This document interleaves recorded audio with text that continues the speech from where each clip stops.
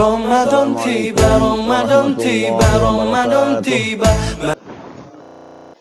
Salatu wassalamu ala sayyidi waladi adnan sayyidina Muhammadin Allah wa ala alihi wa ashabihi zawil fadli wal irfan. Rabbi a'udzika min hamazati syayatin wa a'udzika rabbi ayyahdurun. Subhanaka la ilma lana illa ma 'allamtana innaka antal alimul hakim. Rabbi shrah li sadri wa yassir li amri wahlul 'uqdatam min lisani yafqahu qawli. Rabbi yassir wa la tu'assir ya karim. Amma ba'd. Alhamdulillah kita bisa mengkaji kembali tafsir Al-Quran. Tafsir Al-Kautsar merupakan ikhtisar dari tafsir Safarut Tafasir, yang sekarang kita akan kaji halaman 10 bagian At-Tafsir. Tafsirnya bagaimana ayat yang kita baca, innalladzina kafaru, ditafsirkan maksudnya adalah innalladzina jahadu bi ayatillah. Jadi sungguh orang-orang yang kafir maksudnya adalah sungguh orang-orang yang mengingkari kebenaran ayat-ayat Allah, wa kazzabu risalata Muhammadin sallallahu alaihi wasallam, dan mereka telah mendustakan kerasulan, pangkat kerasulan Nabi kita Muhammad sallallahu alaihi wasallam. Ini termasuk orang kufur. Ya, ditafsirkan kufur di sini inkar kepada ayat-ayat Allah dan mendustakan kerasulan Nabi Muhammad sallallahu alaihi wasallam. Kalau kita berdialog dengan orang-orang non-muslim, ya, pernah saya diundang ke Amerika Serikat sampai 2 kali, demikian juga ke Kanada 2 kali. Kalau kita misalnya di sana dialog dengan orang-orang ya bukan agama Islam, itu memang mereka rata-rata keberatan dikatakan orang kafir. Ya, keberatan dikatakan orang kafir. Kenapa? Karena kami juga beriman, kami juga percaya ada Tuhan. Ya, walaupun Tuhannya beda dengan kita, yakni Tuhannya Tuhan yang 3, istilahnya Trinitas. Trinitas atau Trimurti. Ya, kalau Sutrisno nggak ada. Jadi ini Trinitas. Trinitas itu artinya satu adalah 3, yang 3 adalah 1. Yang dimaksud dengan Tuhan mereka 3 itu, yang pertama Tuhan Bapa, ya, yang ada di surga sana, Tuhan Bapa Allah. Yang kedua Tuhan Anak, ya, itu Yesus Kristus. Yang ketiga Tuhan Ruhul Kudus, bukan Tuhan kakek ya atau nenek, tapi Ruhul Kudus. Itu kepercayaan yang luar biasa bagi orang-orang ya non-muslim Kristen ini. Jadi artinya mereka keberatan karena kami juga beriman, percaya ada Tuhan. Kenapa kami dikatakan orang kafir, ya? Nah, menurut pandangan Islam kita sendiri, mereka ini orang kafir. Pokoknya yang bukan agama Islam, menurut pandangan Islam itu orang kafir, ya. Kenapa dikatakan kafir? Karena menurut pandangan Islam ini bahwa seseorang dikatakan mukmin, kebalikan kafir itu ya mukmin. Kufur iman lawannya. Kafir mukmin. Nah, untuk dikatakan seorang mukmin yang beriman menurut pandangan Islam adalah ketika seseorang mengimani rukun iman yang 6. Ada berapa rukun iman? Ada 6. Yang pertama iman kepada Allah. Yang kedua iman kepada ya malaikat-malaikat Allah. Yang ketiga kepada kitab-kitab suci. Kemudian iman kepada rasul-rasul Allah.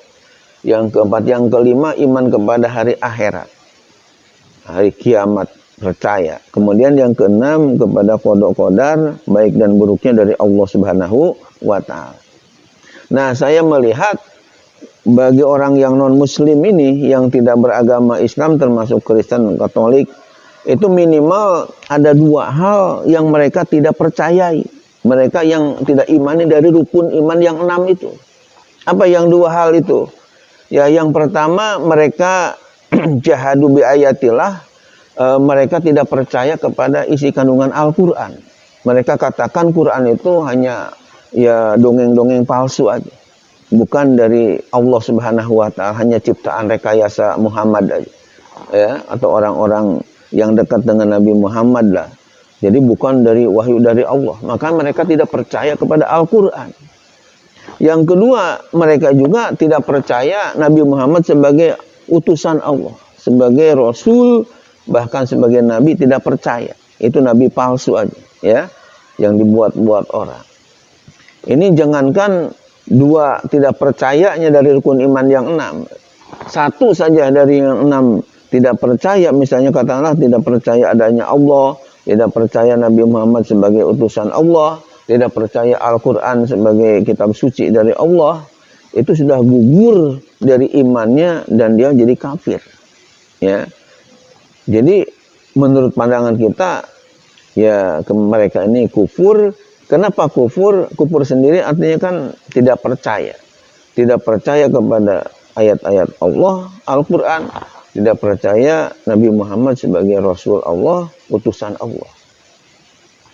Nah, kita lanjutkan. Sawaun alaihim a'angzartahum am lam tungzirhum la yu'minun. Ayatasawi indahum, sama saja di sisi mereka. Apakah engkau memberi peringatan atau tidak memberi peringatan kepada mereka?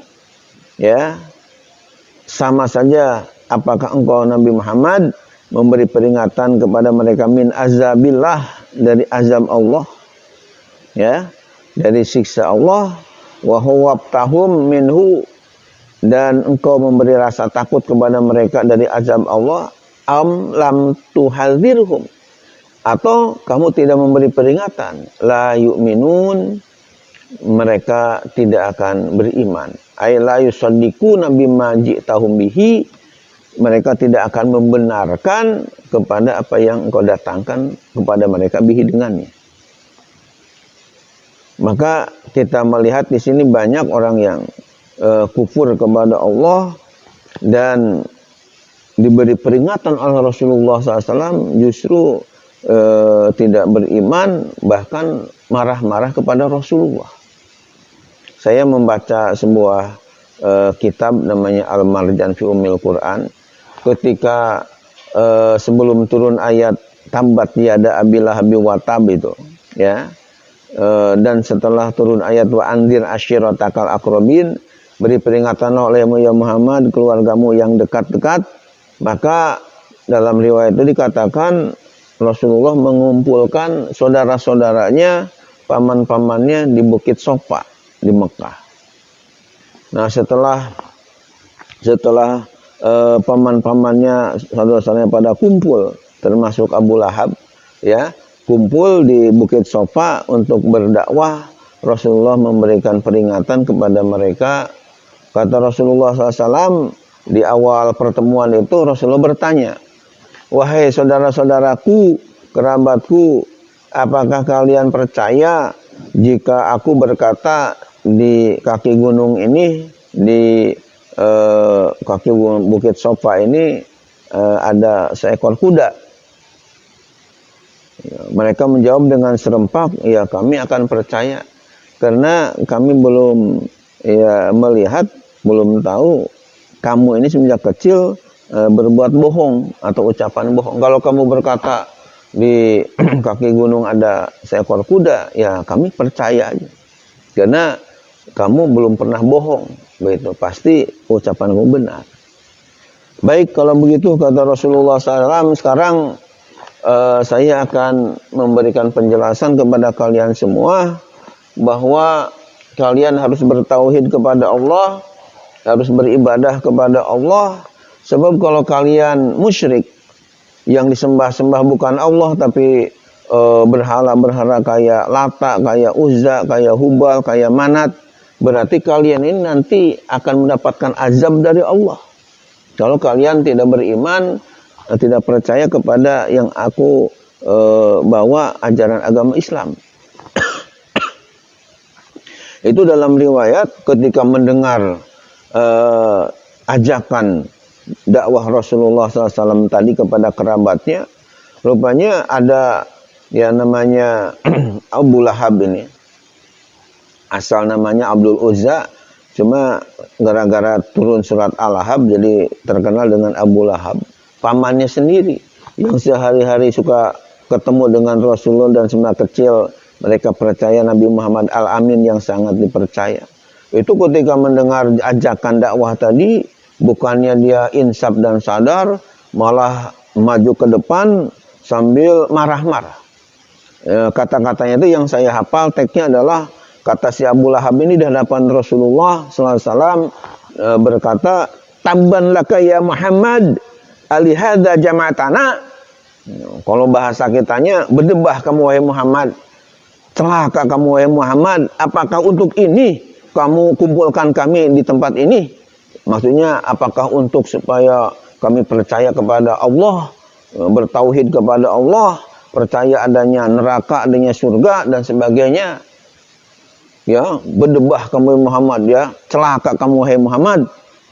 Nah, kemudian turunlah malaikat Jibril menyampaikan wahyu dari Allah dengan membawa surah Al-Lahab yang yang awalnya adalah tabbat syada abi lahabiu wa tab ma aghna anhu maluhu wa ma kasab sayasla narong zata lahab.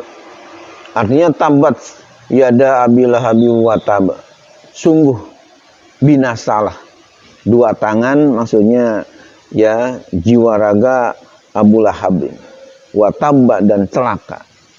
Ma aghna anhu maluhu wa ma kasab, tidak akan bisa menolong darinya hartanya dan segala apa yang diusahakan. Tidak bisa menolong dari azab Allah.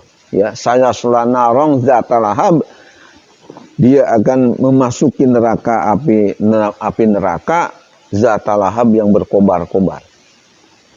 Jadi oleh Allah langsung diturunkan ayat Al-Quran yang menyatakan kecelakaannya si Abu Lahab ini, ya. Padahal itu paman Nabi sendiri. Tapi karena hidayah ini rupanya mahal, ya.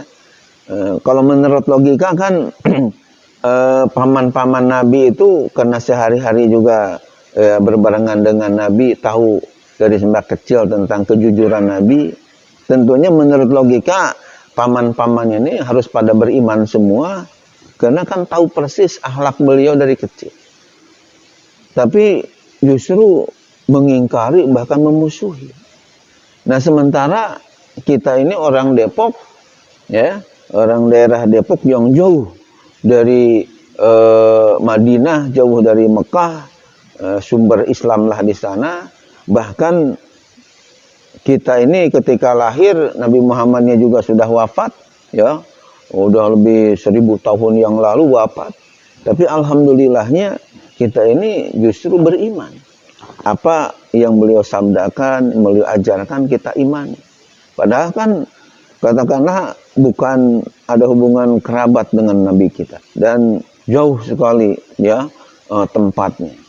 Tapi Allah Ta'ala memberikan iman kepada kita. Ini tandanya kita ini termasuk yang dicintai oleh Allah Subhanahu wa Ta'ala. Pilihan-pilihan Allah.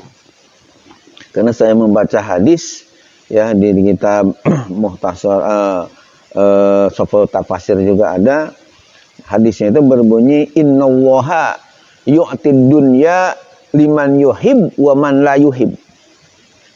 Ya, wala yu'til iman illa liman yuhib. Artinya Allah Ta'ala memberikan materi duniawi, ya, berupa rizki, berupa duniawi, liman yuhib wa liman la yuhib, kepada orang yang Allah cintai dan kepada orang yang Allah tidak cintai. Ya, kalau masalah materi duniawi artinya umum, yang Allah senang dan Allah tidak senang dikasih aja. Ya, sesuai dengan usahanya. Ya, bahkan orang-orang yang non muslim, bahkan yang ateis, anti Tuhan pun, ya, tetap oleh Allah diberikan rizki dalam masalah materi duniawi sesuai dengan usahanya. Ya, bahkan kadang-kadang kita melihat rizki mereka ini dalam masalah materi lebih banyak daripada rizkinya orang yang suka sujud, yang ibadah, yang bertakwa kepada Allah. Sehingga mereka diberikan rizki, katakanlah uangnya sampai berlipat-lipat. Kita melihat rumahnya itu gedungnya sampai bertingkat-tingkat. Mobilnya banyak dan mewah mengkilat. Istrinya cantik memikat. Kadang-kadang nggak cukup satu, ada yang sampai punya 4. shopping nggak mau ke Ciputat, maunya ke Amerika Serikat. Ya, makanan sehari-hari yang nikmat-nikmat kayak ketupat dan kue donat, ya. Itu padahal dia tidak sujud kepada Allah, inkar dan tidak percaya kepada Allah. Tapi oleh Allah masalah materi duniawi dikasih aja. Namanya Ar-Rahman di sini. Tapi dalam hadis itu disebutkan wala yu'til iman illa liman yuhib, dan Allah tidak memberikan iman kecuali kepada orang yang ia cintai. Ya, berarti dengan kita beriman kepada Allah, bahkan ke rukun-rukun iman yang 6 tadi, berarti kita ini alhamdulillah mendapatkan kecintaan dari Allah Subhanahu wa ta'ala. Walaupun orang yang dekat dengan Nabi Muhammad, bahkan saudaranya sendiri, ya Abu Jahal termasuk, ini ternyata tidak diberi iman oleh Allah, ya. Maka kita harus bersyukur atas nikmat yang luar biasa ini. Nah, mereka yang kafir tadi, walaupun diberi nasihat, diberi peringatan itu ini, la yu'minun, tidak mau beriman. Ay la yusaddiqun bima ji'tahum bihi. Tidak membenarkan dengan apa yang kau datangkan kepada mereka dengannya. Maka fala tatma fi imanihim. Oleh karena itu, hai Muhammad, janganlah kamu berambisi iman mereka. Wala tadhhab nafsuka alaihim hasarat, dan jangan sampai berlarut-larut dirimu menyesali kepada mereka, ya, tidak beriman. Saya memahami kenapa Nabi kita Muhammad SAW merasa sedih, merasa ya pilu ketika kerabatnya, pamannya tidak mau beriman kepada Allah dan ajaran yang dibawanya. Kenapa Rasulullah begitu sedihnya luar biasa? Karena saya memahami, karena Rasulullah SAW itu yakin ya bahwa orang kafir itu yang tidak beriman tadi jelas di akhiratnya itu akan diazab di dalam api neraka jahanam. Itu Rasulullah meyakini seperti itu, sehingga ketika pamannya enggak beriman itu berarti pamannya ini akan digodok di api neraka. Dalilnya bahwa orang yang kafir tidak percaya ajaran agama Islam akan dimasukin api neraka jahanam bisa dibaca dalam Al-Quran surah Al-Bayyinah. Ada firman Allah yang berbunyi innalladzina kafaru min ahlil kitabi wal musyrikina fi nari jahannam khalidina fiha ulaika hum syarrul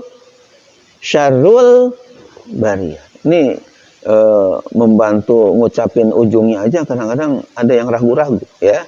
Orang lain pada hafal Al-Quran 30 juz, ini disebut ya nyebut satu kata aja ujungnya sampai bingung, ya, ragu-ragu. Yang benar ulaika hum syarrul bariyah. Artinya apa? Innallazina kafaru, sungguh orang-orang yang kufur. Min ahlil kitabi, dari ahlul kitab. Ahlul kitab itu menurut ahli tafsir adalah orang-orang Yahudi dan orang-orang Nasrani. Kenapa mereka disebut ahlul kitab? Karena mereka pernah diberikan kitab suci. Kalau Yahudi dulu kepada Musa namanya Taurat, kalau Nasrani diberi kitab suci kepada Nabi Isa dulu namanya Injil. Walaupun mereka akhirnya yuharifuna kalima amawadi'ih, merubah-rubah dari tempat yang semestinya. Mereka berani mengubah-ubah ayat itu menjadi enggak murni lagi, ya. Tapi yang jelas mereka pernah diberikan kitab suci, yakni Taurat dan Injil. Maka terkenal dengan istilah ahlul kitab, ya. Nah, kalau orang Buddha, orang Hindu, bagaimana nih Konghucu? Ahlul kitab bukan? Ulama mengatakan bukan. Kenapa bukan dikatakan ahlul kitab? Kan mereka juga punya kitab suci. Tamatkan ya. Karena insya Allah ada 16 materi di situ yang penting-penting. Nah, diantaranya yang pertama dibahas itu judulnya agama. Saya katakan di dalam buku itu bahwa kan persyaratan suatu agama itu minimal ada 3 rukun agama ini. Yang pertama harus ada Tuhan yang disembah, pokoknya siapa aja. Kalau kita kan Allah, ada yang disembahnya misalnya si katakanlah patung-patung, berhala-berhala, yang jelas ada Tuhan yang disembah. Itu syaratnya agama. Yang pertama. Yang kedua, harus ada nabi atau rasul sebagai penghubung antara Tuhan dengan manusia. Ya, itu namanya nabi atau rasul. Syaratnya yang kedua. Yang ketiga, harus punya kitab suci. Karena ritual ibadahnya itu harus ada acuannya. Itu namanya kitab sucinya. Maka seluruh agama yang populer di dunia, yang Bapak tahu ada berapa agama? Di dunia ini ada berapa? Ya, ada yang mengatakan 5, ada yang mengatakan 6, tapi di buku saya tulis ada 8 agama di dunia, ya bukan di Indonesia, tapi di seluruh dunia ada 8 agama yang populer. Ada juga yang tidak populer kayak agama Sikh di India, itu tidak saya masukkan. Ini yang populer aja. Yang 8 agama itu dan punya kitab suci. Yang pertama agama Islam, tentunya dengan kitab sucinya Al-Quran. Yang kedua agama Yahudi dengan kitab sucinya Taurat atau Toret. Yang ketiga agama Nasrani, Kristen, apakah itu Katolik atau Protestan, itu dengan kitab sucinya Injil atau Bible. Ada lagi yang keempat agama Majusi, yang sekarang katanya ada di Bombay, yang ketika ibadah harus dengan api, dan api itu sudah 1000 tahun tidak padam-padam, karena kalau mau ibadah nyalain lagi, dinyalain lagi, itu namanya Majusi. Agak kitab sucinya Zen Avesta. Kemudian yang kelima, ada agama Hindu yang biasa dianut oleh orang Bali atau orang India, agama Hindu dengan kitab sucinya Weda. Kemudian yang keenam agama Buddha yang banyak diikuti atau dipeluk oleh orang Thailand. Saya tahun 2014 ada rihlah ilmiah ke Bangkok ya, dengan ke Pattaya, Thailand. Ketika kita turun dari pesawat mau masuk ke kotanya itu berhala-berhala ya, si Buddha itu dipasang banyak banget ya. Itu agama Buddha, kitab sucinya Tripitaka. Kemudian yang ketujuh adalah agama namanya agama Shinto. Shinto ini banyak dianut oleh orang Jepang dengan kitab sucinya Koyiki. Sementara yang kedelapan adalah agama Konghucu yang banyak dianut oleh orang Cina, dipeluk oleh orang Cina. Itu agamanya Konghucu. Dengan kitab sucinya agak sedikit kurang enak didengarnya. Dia itu agak kitab sucinya namanya adalah Chunghung ya. Itu nama kitab suci dari orang Konghucu. Jadi yang jelas mereka juga punya kitab suci, orang-orang Hindu, Buddha, Konghucu ini. Tapi mereka tidak dikatakan ahlul kitab oleh kajian Islam, fikih Islam. Kenapa? Karena bukan kitab samawi, bukan merupakan kitab yang wahyu dari Allah Subhanahu wa ta'ala, hanya rekayasa sendiri aja, disebutnya kitab ardi yang ada di muka bumi ini ya. Nah, jadi ahlul kitab dalam ayat tadi adalah biasanya disebutkan adalah orang-orang Yahudi dan Nasrani. Kemudian innalladzina kafaru min ahlil kitab wal musyrikin, dan orang-orang musyrik fi nari jahannam, mereka akan menjadi penghuni api neraka jahanam. Kholidina fiha, kekal selama-lamanya di dalam api neraka jahanam. Ulaika hum syarrul bariyah, mereka itu adalah seburuk-buruknya makhluk yang ada di muka bumi ini. Itu ada dalam surah Al-Bayyinah dinyatakan seperti itu. Nah, Rasulullah SAW yang tentu sangat paham dengan ayat Al-Quran, ya karena wahyu turun kepada beliau. Beliau juga orang Arab ya, pasti sangat paham sendiri ya, sangat paham sekali. Maka ketika Rasulullah meyakini orang yang kufur dari ahli kitab, dari orang-orang musyrikin tadi, mereka akan menjadi penghuni api neraka jahanam. Tentu Rasulullah melihat paman-pamannya pada nggak mau beriman, ya tentu Rasulullah punya keyakinan ini akan jadi ahli neraka semua. Makanya sedih. Ya Allah, kenapa ini paman saya sendiri kok nggak beriman, itu sedih sekali. Nah, oleh Allah dijelaskan bahwa kalau memang orang yang sudah hatinya tertutup seperti itu, baik engkau memberi peringatan atau tidak, tetap mereka tidak beriman. Maka di dalam tafsir ini dikatakan wahaza wa fi haza tasliyatun lin nabi sallallahu alaihi wasallam an takdzibi qaumihi lahu. dalam ayat ini merupakan penghibur kepada Nabi Muhammad SAW, ya, tentang mendustakan kaumnya lahu kepada beliau. Jadi artinya seolah-olah begini, wahai Muhammad, kata Allah, kamu sabar, ya, tenang aja dengan mereka tidak beriman karena menutup diri, tidak mau menerima nasihat-nasihat agama, ya, karena kamu sudah dakwah maksimal, tentu kamu tidak akan diazab oleh Allah gara-gara kamu tidak beriman tadi, karena kan sudah dakwah luar biasa, sudah maksimal.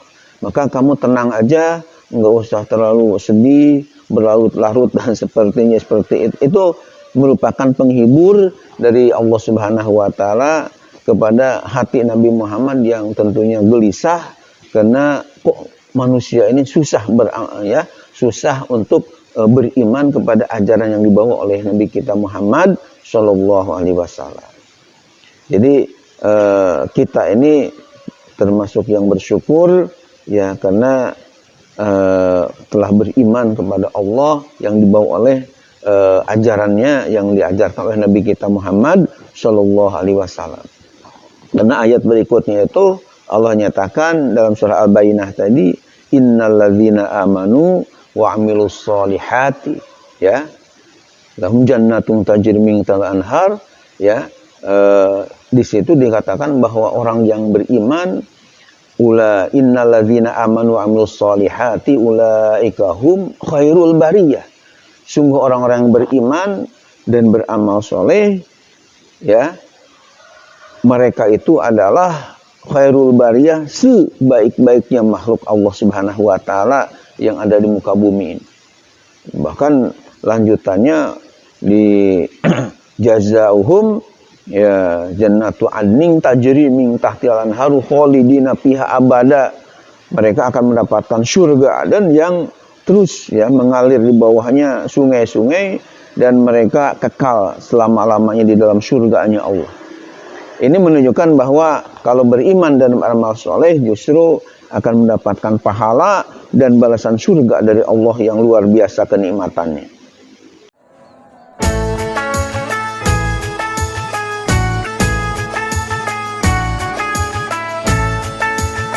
Ramadan tiba, Ramadan tiba, Ramadan tiba. Marhaban ya Ramadan, marhaban ya Ramadan, marhaban ya Ramadan, marhaban ya Ramadan.